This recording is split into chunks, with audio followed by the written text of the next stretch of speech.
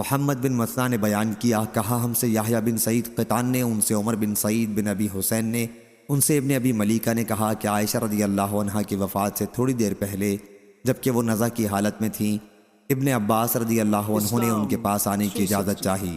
عائشہ رضی اللہ عنہا نے کہا کہ مجھے ڈر ہے کہ کہیں وہ میری تعریف نہ کرنے لگیں۔ کسی نے عرض کیا کہ رسول اللہ صلی اللہ علیہ وسلم کے چچازاد بھائی ہیں اور خود بھی عزت دار ہیں، اس لیے آپ کو اجازت دے دینی چاہیے۔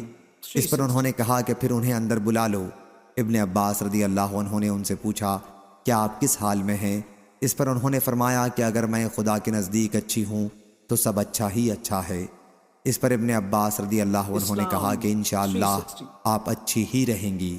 آپ رسول اللہ صلی اللہ علیہ وسلم کے زوجہ مطہرہ ہیں اور آپ کے سوا حضرت صلی اللہ علیہ وسلم نے کسی کنواری عورت سے نکاح نہیں فرمایا، اور آپ کی برات قرآن مجید میں آسمان سے نازل ہوئی۔ ابن عباس رضی اللہ عنہ کے تشریف لے جانے کے بعد آپ کی خدمت میں ابن زبیر رضی اللہ عنہ حاضر ہوئے۔